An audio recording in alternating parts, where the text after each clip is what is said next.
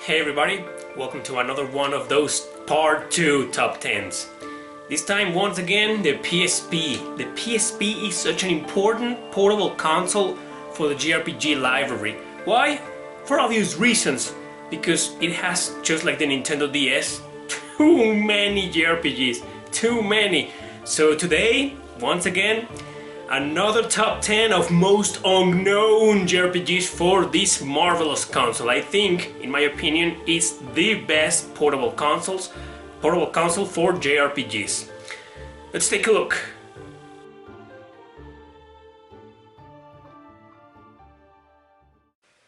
Number 10, Blade Dancer. The only reason I put this game on the list was so that I could bitch about it once again. You may or may not like Blade Dancer, a turn-based RPG that is mostly based on quests. I hate this game. I talked about it on a video that I made called Top 10 JRPGs that I hate. So if you want to know my reasons for hating it, I'll leave the video at the end of this one. In any case, it might be a good game for you, or it already is if you have played it before, and I respect that because it's a game that has its own charm and a story that might feel generic at first but develops okay through the game. I can't really say much about it because I dumped it only after 5 or 6 hours when I realized that it just wasn't my cup of tea. But really, if you want my explanation, don't forget about the end of this video.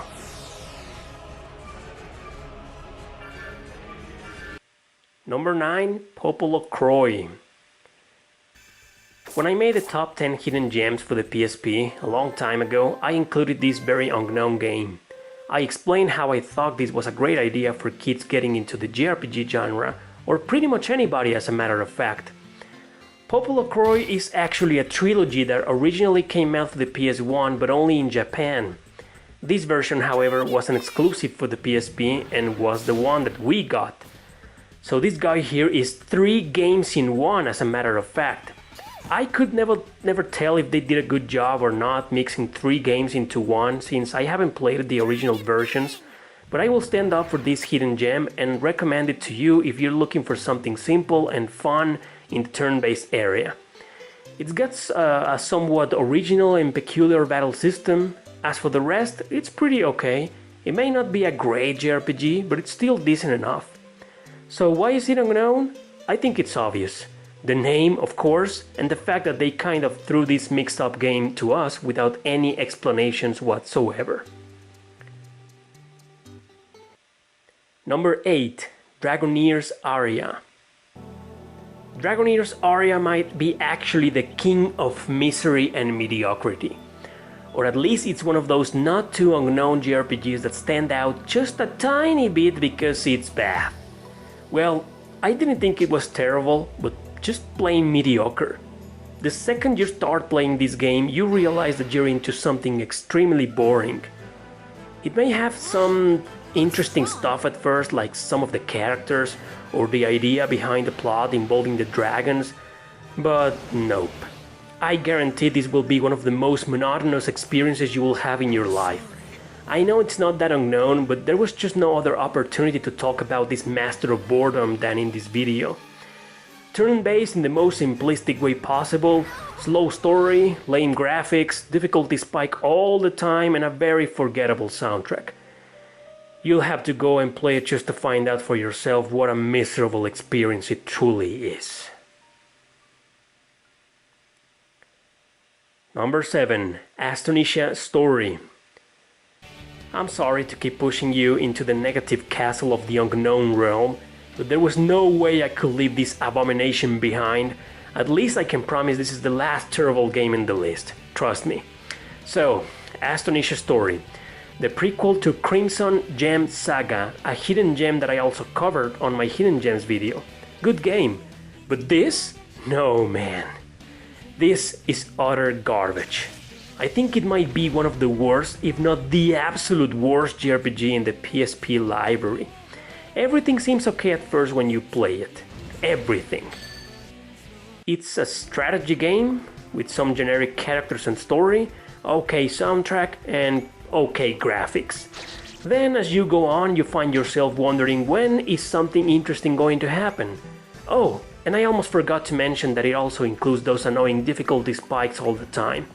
I'm not sure what the reasons are for it being unknown, but I'd say it's more like an infamous game for being just plain terrible. Number 6. Nights in the Nightmare. Recently, I covered the Nintendo DS version of this game, which plays almost exactly the same. Most Unknown Nintendo DS JRPGs Part 2. In that video, I mentioned that I didn't like the Nintendo DS version because of the use of the stylus, and I said that I hadn't played this version. Well, I finally played it a couple of weeks ago, and it turns out that the stylus was not the only cause for my contempt. Instead of the stylus in the PSP version, you have to use the joystick to move that light you're seeing right now. It's less annoying, I'll give you that, but it still bothers me nonetheless. The whole game is a really complicated strategy RPG with a very intricate battle system that will take you a while and will require from you a lot of patience until you finally get the gist of it. Once you do, I want to believe it'll be a good game. Number 5. Blazing Souls Accelerate. Much like the previous title, games like this are often overlooked, therefore unknown, because they're either way too complex or way too hard. To begin with, Blazing Souls belongs to Idea Factory, a very unknown company that created the also unknown Spectral franchise. Generation of Chaos, Spectral Force, Agarest War, those are all series by these amazing developers. This strategy RPG, whose strongest point is the combo system you're seeing right now, might be yet another hidden gem, but one that I would only recommend to those seeking for a good challenge.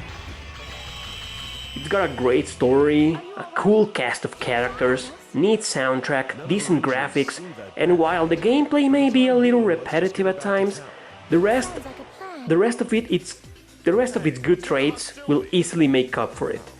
You will get stuck here and there every once in a while, but trust me, it's totally worth your while. Number 4. Brandished the Dark Revenant. And hot damn! It's a remake of the Super Nintendo classic that I covered in the Unknown JRPGs video for the SNES. Back then, the North American version was censored because of the over-sexualization of the character you just saw on the cover. In this PSP version you can play as her, which I found really cool because you couldn't do that in this SNES version.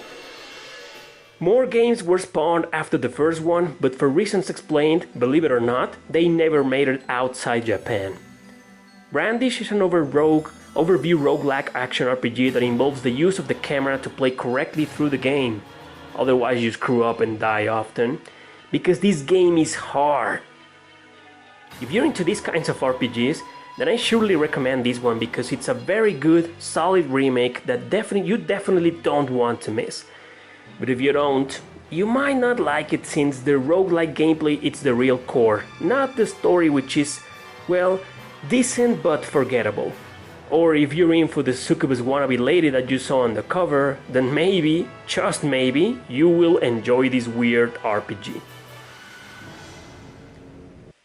Number 3. Kingdom of Paradise, also known as Key of Heaven.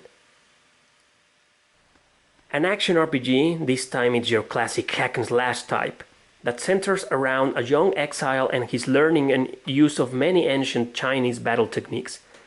This is actually a pretty fun game. You may say it's very generic if you played it before, and I agree with you, it is, but it's one of those generic RPGs in a positive way. Playing it will allow you to experience a lot of Asian culture during the feudal China through a fictional world. It's full of martial arts and you get the entire feeling of the dynasty times. So even if the main plot may seem at first a little dumb and generic, I can say that it goes way deeper than it looks. Again, it's far from being a great game, but it's something that you will enjoy if you're into these sorts of battle systems.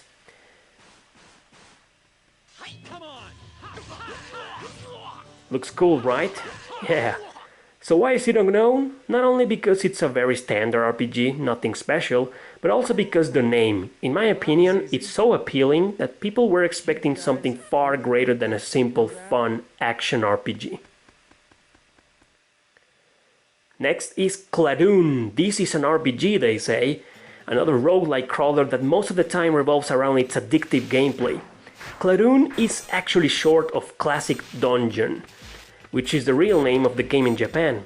It was made by a company that I had never heard of before called System Prisma and published by Nipponichi Software. However, publishing in North America was done by NIS.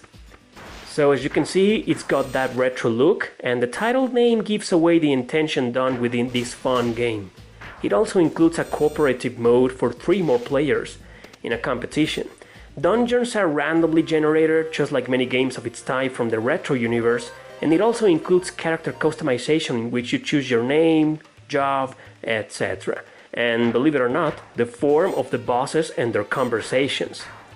So it's a little weird but fun, repetitive and not for everybody, which is why I believe it is extremely unknown. In fact, I can't believe it got localized outside Japan. There's a sequel also for the PSP, but I haven't played it. Number 1, Generation of Chaos, Pandoras Reflection. This game is the product of Idea Factory uniting with Sting, development companies that are very underground in the JRPG world. Sting is the developer of games like Yggdra Union and Nights in the Nightmare actually, which I talked about before. That's technically the reason why this game is actually quite different in terms of gameplay than any other Spectral or Generation of Chaos titles. It's still part of the Generation of Chaos series, since it's number 6. Outside Japan, this game is digital only. Unknown not only for that, but also because to start with, this series is quite hidden.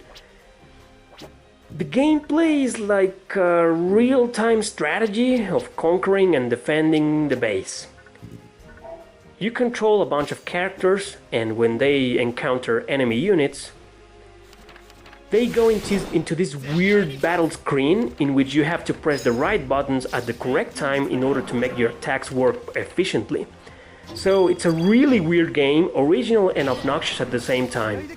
I personally enjoyed it and I recommend it to gamers looking for something entirely different from what they're used to. Okay guys, that's it. Thanks for watching. We've reached the end of the video. Don't forget to subscribe and share this with your friends. Share the love for the PSP because it's such a great console. And I have news for you.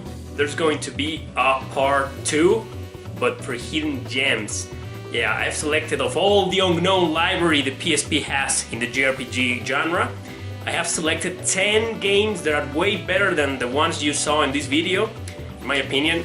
So that'll be in a month, I believe. Stay put, wait for it, because it's a fact. There will be a part 2 of Hidden Gems JRPG for the PSP.